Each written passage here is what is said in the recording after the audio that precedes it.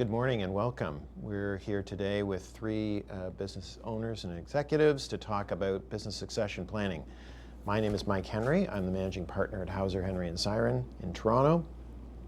Our focus is on mid-market private companies. We help them through all their stages of development, and we focus every year on mid-market, what's on the mind of mid-market companies, and this year we focused on business succession. And to elaborate on that topic, which is crucial to so many business owners, we've gathered three successful business people here today. And they're going to share their thoughts on succession and what it means, how it can be carried out, how to plan for it, how to protect wealth and grow wealth. So our first guest speaker with me today is Randy Pilon. Welcome, Randy. Thank you. Randy is the founder and president and CEO of Virox Technologies. Virox is a leader in hydrogen peroxide disinfectants and with a wide range of applications. And Randy has been very successful in growing and building that business. So welcome again. I'd also like to introduce Paul Roberge. Welcome, Paul. Paul is the president of Benchmark Trade Solutions. Paul's the founder and CEO of that company, which is a third-party logistics company which he founded in 2006.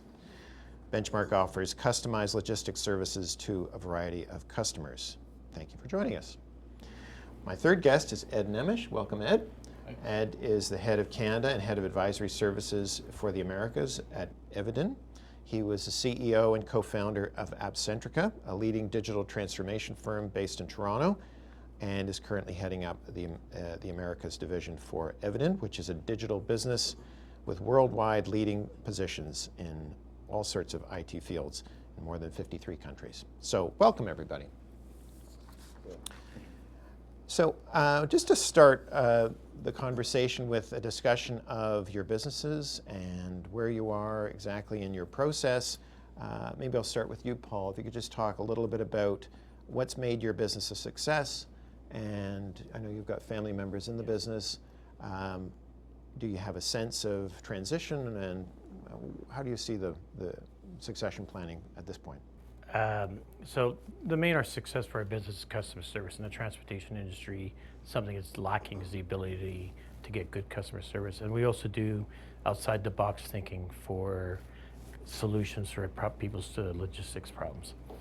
I was employee number one, my wife was employee number two, my son was employee number three, and my daughter was employee number four. Then I ran out of family members. All of them are still in the business, and our goal is to transition the business to the two children. Mm-hmm. Great. Randy, do you want to talk a little bit about your business and what's the secret of its success and where do you see succession planning? We're in the infection control space. Surfaces, hands, devices, making the interrupting the spread of infection wherever people are, from healthcare to dental care to animal health to communities. We're about 102 people. We've got a 70,000 square foot facility out in Oakville where we have R&D and we manufacture as well, but we mostly license our technology. There's about 70 countries that sell our technology in one format or another. Succession planning is an important part. We just hit our 25th anniversary. Last week we had a celebration, and we've been planning for this for about 6 years now. So we built a very succinct, hand-picked leadership team that is essentially the brains of the company. And we have a very rigorous strategic planning process that is implemented by another person that works for the leadership team to make sure that everything's synthesized, if you will. So I don't have any family members that are in the company, and I don't have a likely successor in that regard. So it will be likely a management buyout by this leadership team. I've allocated 10% of the company as options, as an incentive and a motivation for them to step up and take it to the next level. We've got a formulation on enterprise value, and we'll probably do a transaction in the next 3 years. Great. Well, thank you. Ed, you've transitioned your business, but tell us a little bit about what made Abcentrica successful and how you approached succession from your point of view. Sure. So 2 years ago, we sold Abcentrica to a large French public company. A lot of mergers and acquisition people around the place, but when we first set AppCentric up, we had 3 primary owners and 3 other owners who had small positions in the company. And the idea when building AppCentric was always about generations. So how do you get folks who are 10 years younger than me as part of the management, the senior team, and then 10 years younger than them in the other part of the team. So that set us up for the sale and what we did, and it set us up for, frankly, transitioning into a new global entity. So it's been an interesting ride for the last 2 years. I'm sure it has, yes.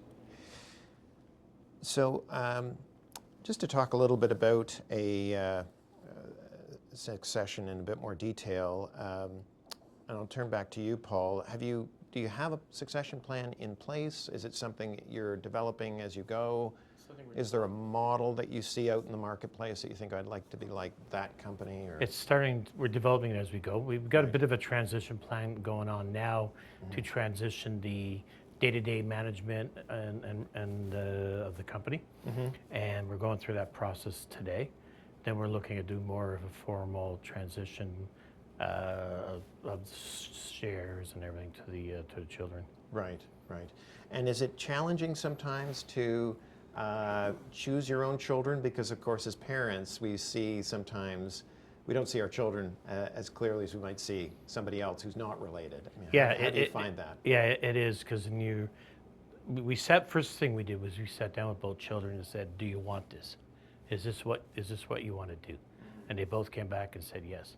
Then it was to talk to them and say, okay, who's going to take their primary role, face of the company between the two? And an agreement between the kids was that my son would be able to do that. Right. So that started the process there for us. But yeah, it is challenging because they still have a way to go. And in my case, health is kind of pushing me to get it done a little faster.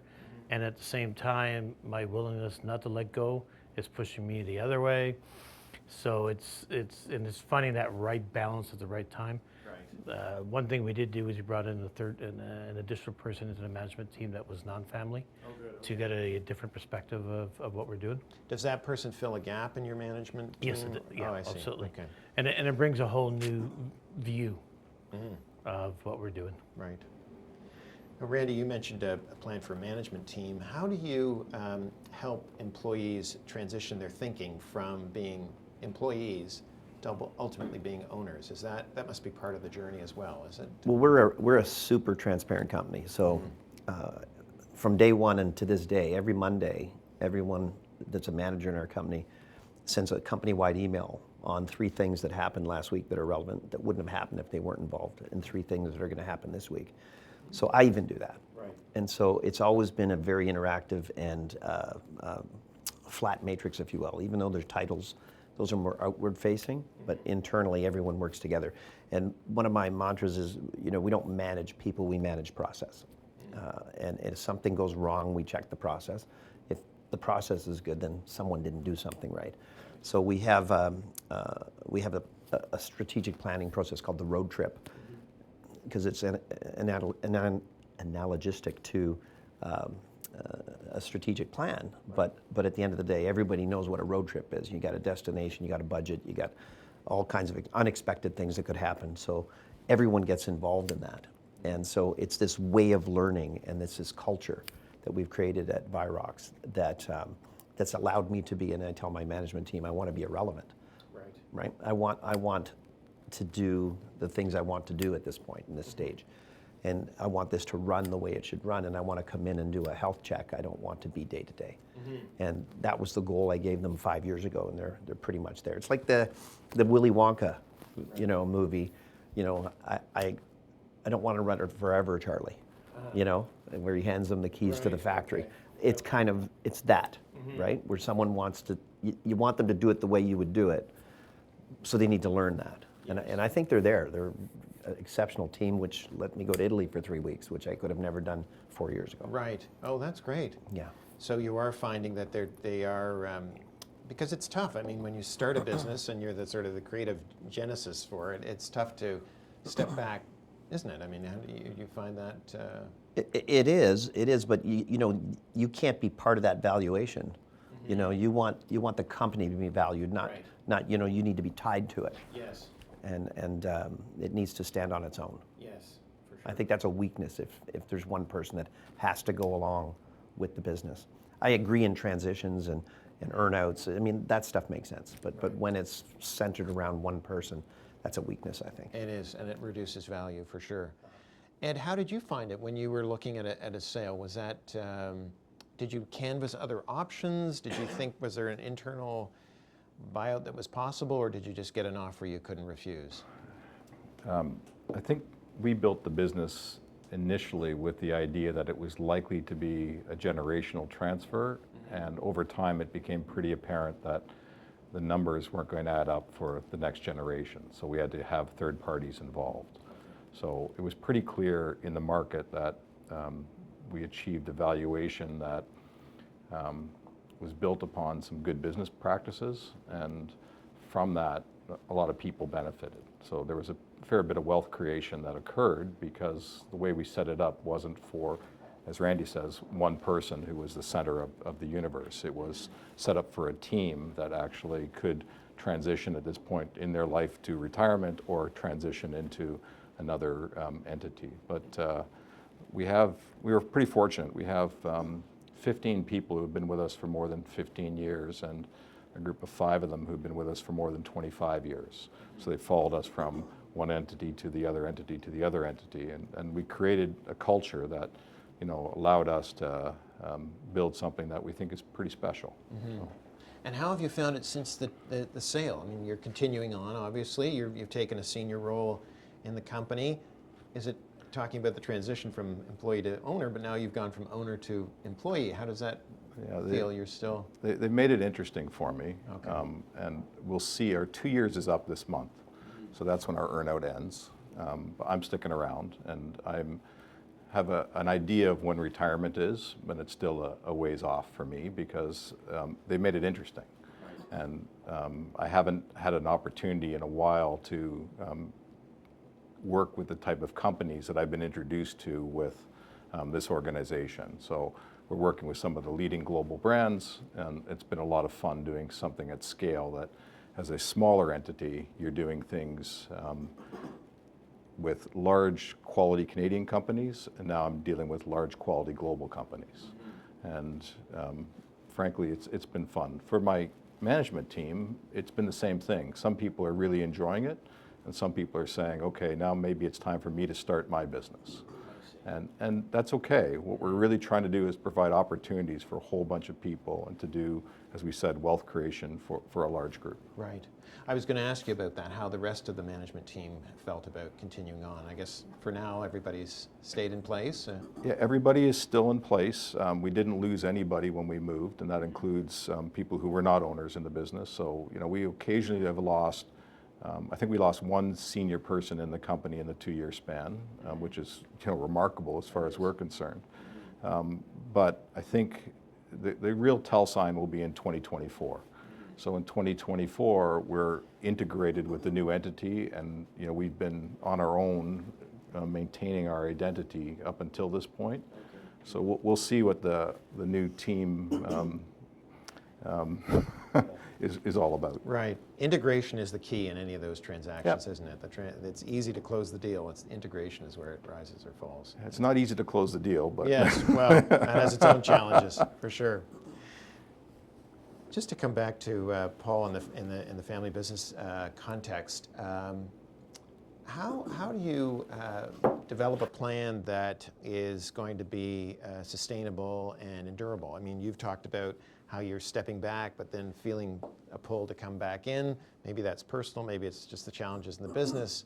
How do you set a path to ultimately, gradually exit? Or do you see yourself doing that? Or are you always going to play a role? I mean, obviously plans can change. I'm just thinking of what your best guess is at this point. The overall plan was for me to remain in some capacity in the background for many years.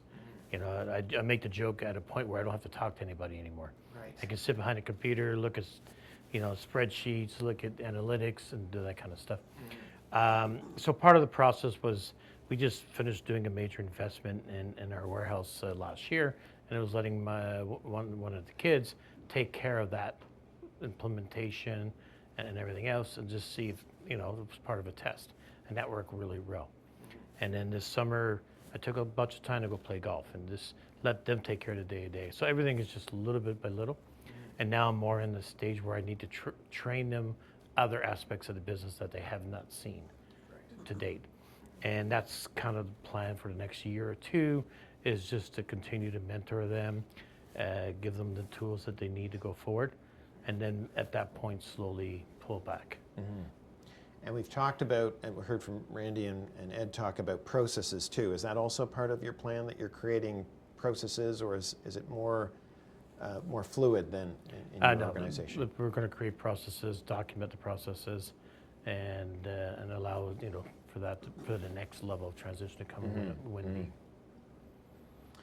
Randy, just turning to your plan from your company of a management buyout, one of the challenges most often with management buyouts is financing or funding, and giving that liquidity that the owner wants to receive as a recognition of I mean, it's probably still early days, but you talked about allocating some shares. Have you thought about that, or not that you have to have any specifics at this stage, but what's your thinking along those? We have a likely suitor. That's a global strategic partner. Oh, I see.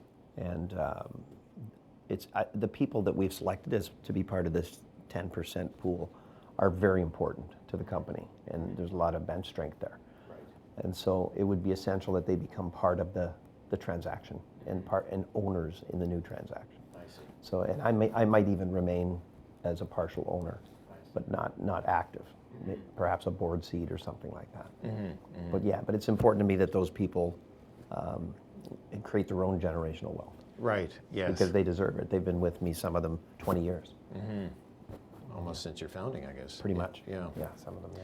And that's one of the challenges, isn't it, with the transition, to try and preserve the best of the organization, because inevitably bringing anybody else into the mix often creates change, and sometimes people feel comfortable with it and sometimes they don't. So it's finding the right suitor, isn't it, I'm sure. Well, it is, and I mean, you're going through it now, but it's the assimilation part, right? Where, you get two cultures that come together. But, we've got a very, very unique culture that's, frankly, admired by people that come in and meet with our people and see what we do. And I think they would want to keep it independent and keep it doing what it does, because the creativity out of the R&D side is world class. I mean, we have patents that, major companies in our space are wondering, how did you figure that out? Peroxide's been around for 100 years. How did you make hydrogen peroxide inactive? So we're almost like the electric car coming into a gas rivalry, right? So we had a completely fundamentally different approach to disinfection, where everyone was selling the same chemistry, just in a different bottle. Alcohols, bleaches, quaternary ammoniums, all the same chemistry for 50 years. And then we dropped in with something that said, you don't need to be toxic to be disinfecting, and disrupted that whole rivalry. And that's what we've done ever since. So, the next innovation, which is patented as well, is based on citric acid, which comes from lemons and oranges as an active ingredient. And then we've got 2 or 3 others in the pipeline. So that's what we're more of a chemical engineering company that, we call ourselves deliberately different. Right. Intentionally not like the rivalry.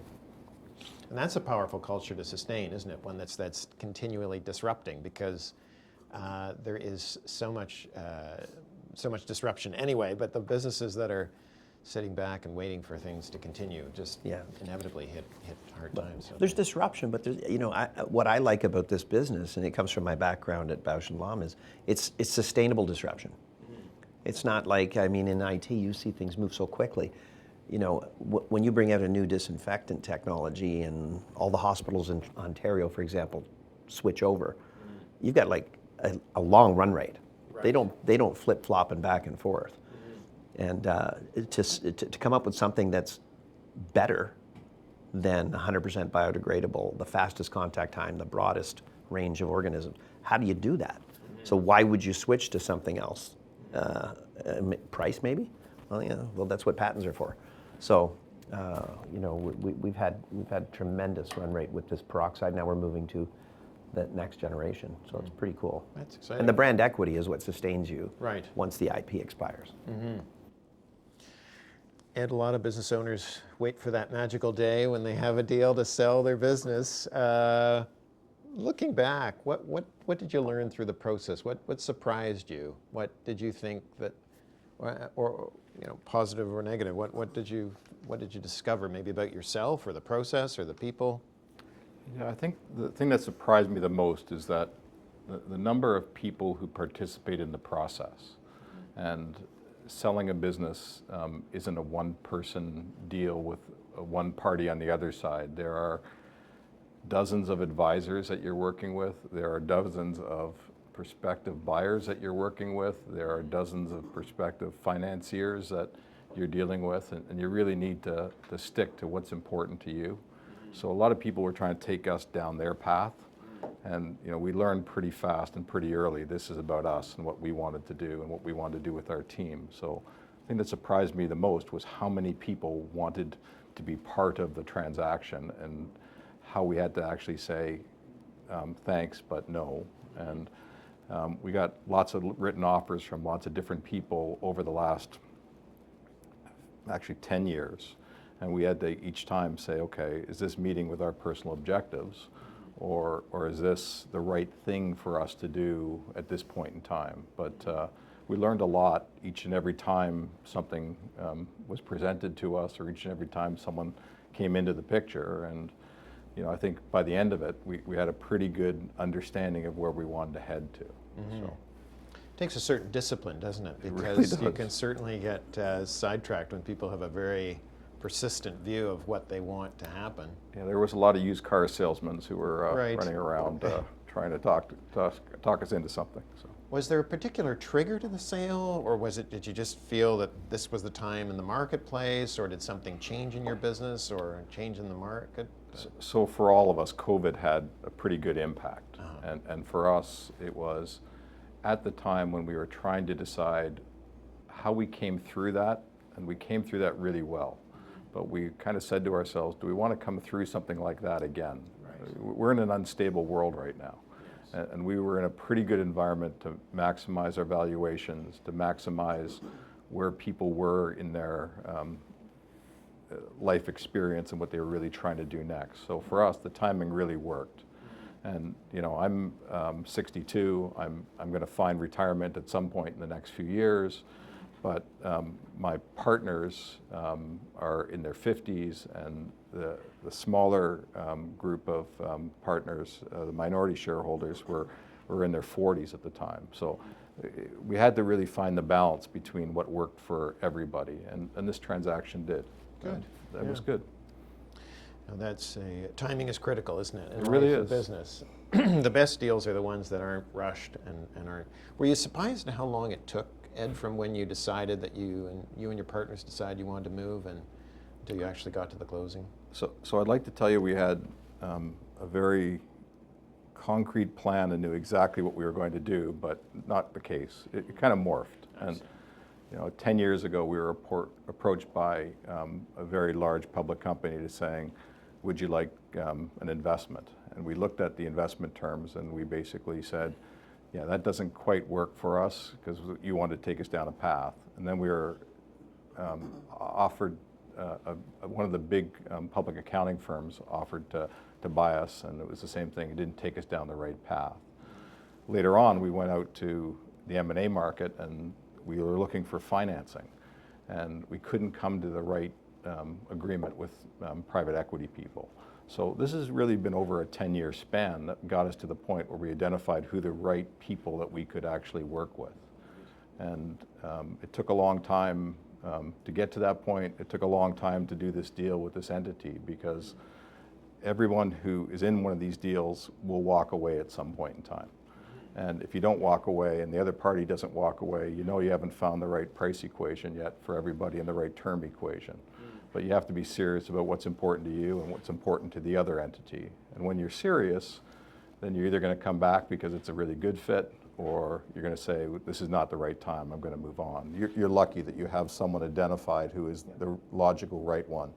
for us, there was probably 60 possible entities that could have done the transaction with us, with a whole bunch of private equity people who would love to have jumped in. But you know, in the end, we learned to find the right people to deal with. Right. That is a long gestation process, 10 years. I mean, I imagine it was not 10 years exactly. No, it was on and off, and it wasn't that we were trying to sell the business. It was just we were attractive. So, Right. you know, for the first time in my life, I was the pretty girl at the ball. Right. And eventually you kind of figure out, all right, are you really that interesting for the other party or not? And sometimes we were, and sometimes we weren't. And there was people trying to buy things low, some people trying to change what we were good at, and we didn't want that. Some things were, we couldn't set up the right things for the next generation. So it was a mix, and we had to find the right balance. Good to be patient and stick to your discipline, what you're looking for. You stick for what you want, and that's really the end of the day. The owners have to really decide what's important. And you know, if it's succession with the next generation, that's a major event in life that is going to happen to them, and they have to be ready for it. Paul, turning to you, and again, the family succession dynamic, is there a model that you see? Is there a business that you've watched, a business owner, a business family, and you say, oh, I'd like to be like them? Does that feature in your thinking? Not really. I have, you know, I've done research. I've looked around and see how some of the things are done and everything else. And then you can see some that went terrible, and you get some that went good. And I kind of look at it's really your existing family dynamics, how truthful you are, how honest you are to where the picture is, where everybody's feeling. So we kind of create our own model and say what makes sense for everybody at this point. Because it's also important what makes sense for my wife and I, you know, as we prepare an exit strategy sooner or later. Right. And are there resources, and I know there are family business associations, is that something you've tapped into or found helpful, or? Yeah, I belong to a CEO global group that use the advantage of having multiple CEOs around the room, getting their advice. And this is a peer discussion group, discussion group, yeah. And you can bring challenges to that group and hear what Correct, others and then would everybody do. has an opinion, which is really great, and it helps guide you. Randy, in your business, I know you've been very deliberate about the way you structured it. How do you draw on outside experiences, maybe at your level of owner?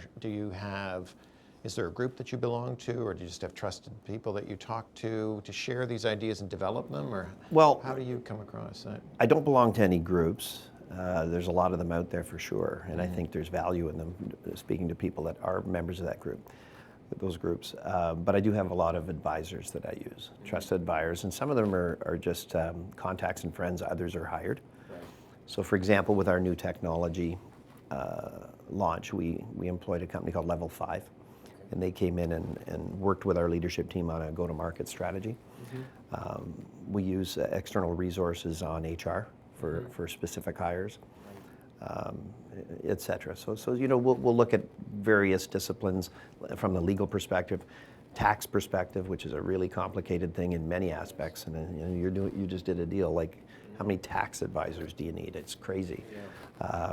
So a lot of external advisors, if you will, and not unlike what we do with you. Right. Is there a business out there that you look at and think, oh, I want to be more like person X, or have you just deliberately charted your own unique course? That's the right word, deliberately different. We charted our own course. I took the best of the learning from my corporate experience at Bausch, where I was on their global strategy team, and we Viroxed it. We just dumbed it down to a point where everybody can participate and be part of it. And then it's grown over the years. And it's really, you know, 5 modules of learning, where we have these teaching videos, and everyone watches the video, then does the facilitated workshop, and then next thing you know, born out of that is the 2024 operating plan. But it's the ownership, it's the participation that matters, that everybody feels like they're part of it. It's not just a top down. So And I imagine recruitment pay is a big part of that too, Randy, because you've got to get the right fit and the right kind of person who's interested in that, right? I mean, there's lots of people who would find that attractive, but maybe not contribute or participate in the way that makes it more successful. Well, especially in leadership roles. And I've always had a rule that anyone that I bring onto the leadership team, to me, it's an assessment that I do. And it's a balance of desire and mechanisms, right? So there's a lot of people have desire. And then what are the mechanisms or the tools in the toolbox? So there's too many, especially younger people today, and you probably get chastised for this, but they have the mechanisms. They went and got the degree, but they won't get out of bed. So then you have too much desire without the mechanisms. It's like a fly hitting a window. So you got to find that balance. And I'll take anyone with desire and teach them the mechanisms any day, versus the amount of people I see come across our path that have mechanisms but don't have that work ethic. I've really seen a big shift in that regard in the last, I'm going to say, 5 years. Is that so? Yeah. And how do you keep reinforcing that culture? Because of course, we all live in a broader society, and COVID has disrupted so much about work patterns and dedication to work. I mean, people are still dedicated, but there's a lot more distractions, I think. And how do you reinforce that culture? Is that just something you do through the way you work? And It's our road trip process. It's the collaboration. It's a stepped process strategy? that starts. Yeah, it starts. It runs all year. I see. And it all culminates in November in the final op plan. So it's a collaboration between all the different functional groups throughout the whole year. And we have a person who runs. He's our director of strategy, and he runs all those workshops and collaborates with everyone. So it's just this moving machine. So again, picture a road trip. Everyone knows what their role is and where we're going, and that we're stopping for pit stops, and you might have a flat tire or it might be a detour, etc. And we work through that. So it's very integrated, and that works. Now the one thing that did happen, you mentioned COVID. We had just built a brand new facility across the street for our commercial markets team, which is about 40 people deep. Right, beautiful building. Yeah. I think you filmed there once. Yes, we did. And it was spectacular with bistros and private rooms and boardrooms and shared offices, individual offices. It was just gorgeous. And then COVID hit, and then it was empty, and then it was back in, then it was empty again, and then it was 2 days a week. So a year ago today, literally in November, I floated the idea. I said, look, do you want to work from home? Because I'm not keeping a $8 million building open so that you can drop in 2 days a week. And we'd like to come in 2 days a week. It's really nice there. So I put it up for sale to see what would happen. And a robotics company jumped within a week. And we said, well, we're just testing the market. And then they upped the number. And they wanted that building. And so I sold it. And then everyone went, now what do I do? And I said, well, stay in your jammies and sit in your kitchen. That's, and in 5 years, you're going to say, why didn't I get promoted? And someone's going to say, because no one knows who you are.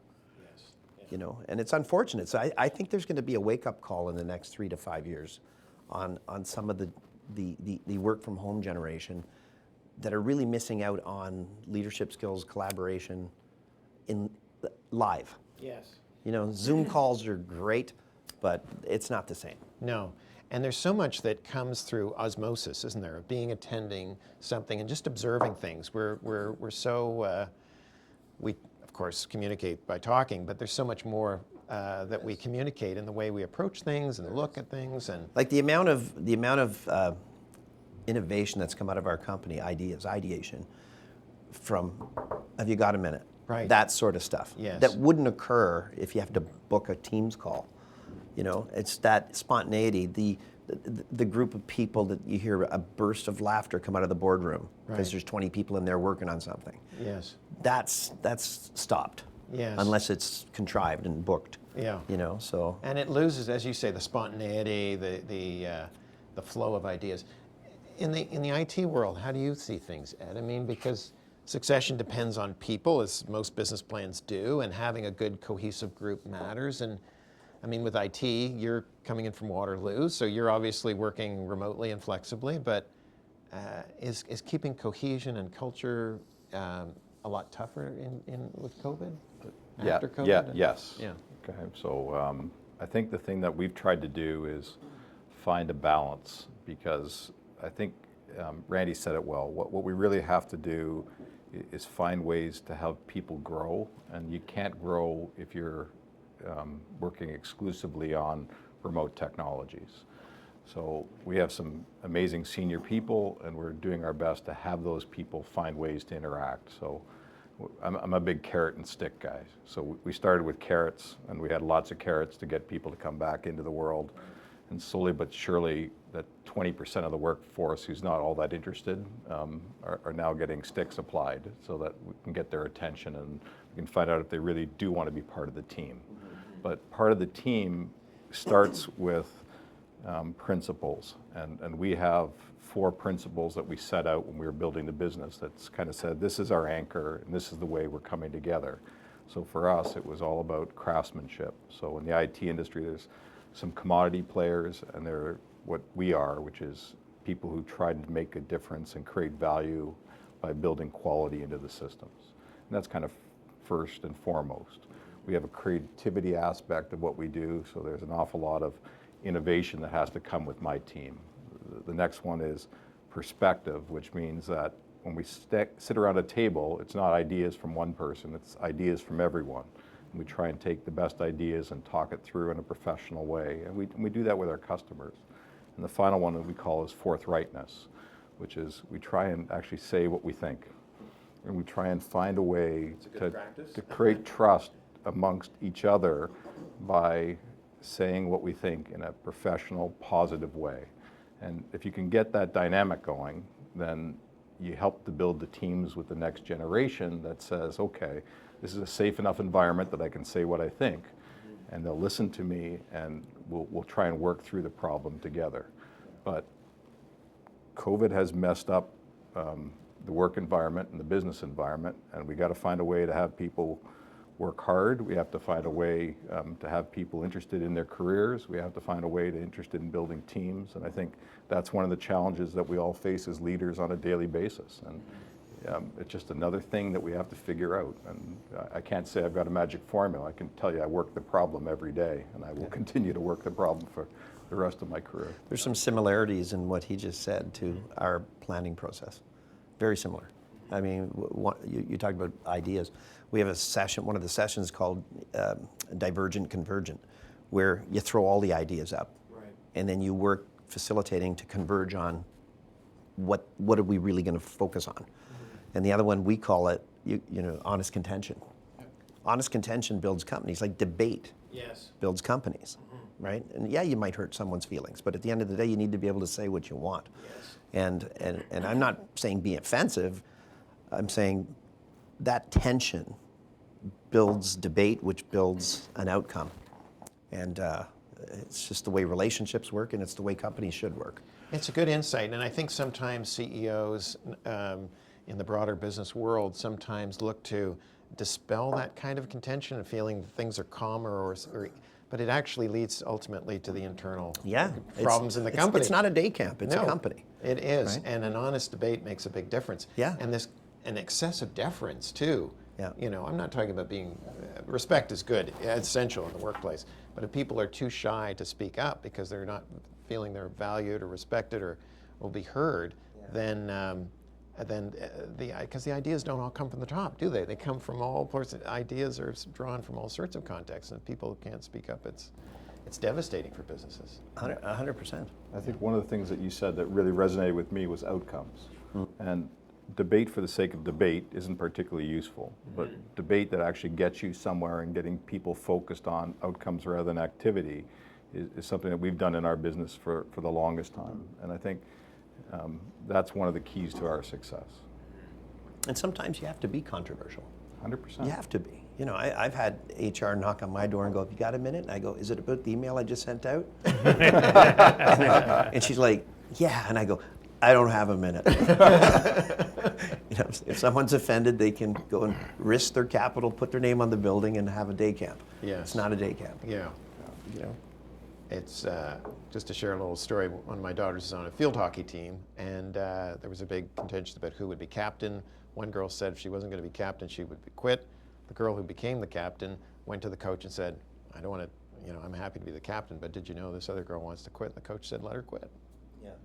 And I thought that's a great response. They're 17-year-old kids. They've got to learn. You're not always going to be captain, and just get in But there's there a and reason play. why she wasn't chosen, Exactly. right? So she had the desire, but maybe the mechanisms weren't there. That's right. The leadership skills or whatever those tools are. Yes, and threatening to quit over something is usually not a good sign of leadership, because you got to stick with something, see it through, even when it gets messy. Just talking about in the family business context, Paul, sometimes things do get a little messy, and sometimes having that honest discussion with a child or a spouse or another relative is difficult. So how do you encourage that kind of honest candor that we've been talking about without getting people feeling wounded and upset? And it's kind of ironic, because I told the kids, I prefer being in a corporate world when I didn't have any family in the business, because I could intimidate them. With our kids, we've always had, since they were kids, honest, open relationships. So they say what they feel, I say what I feel, and then we work through the dynamics of that. So, and we've always encouraged that, and we also encourage that to our other employees. If there's something that is concerning, or is there something that you think we can do better, please let us know. We were talking about bringing back employees. We brought back all our employees in November of 2021. It's team dynamic, and we also looked at the scenarios that everybody there was hired to work out of the facility at the time, and we made sure any hirings previous wasn't hybrid, and and the kids were the ones that made that decision, which made a lot of sense. I was wondering which way they would have gone with that scenario. And during COVID, the kids were at the facility every day, because of the warehouse. We have to run employees in the warehouse, because you can't work from home in the warehouse. Yeah. I understand just recently in a meeting I was in that if you mandate work from home, if you have a policy of work from home, that person's home becomes your workplace. So if they slip and fall, Yes. or if something WSIB, absolutely. If they fall, yeah. I Yes. had my I had sister- no idea. There was a case So in we always Quebec. have hybrid job descriptions. Yeah, there was a case in Quebec where somebody was working at home and walked down the stairs to the kitchen to make a sandwich or something, slipped and fell, and that was considered a workplace injury.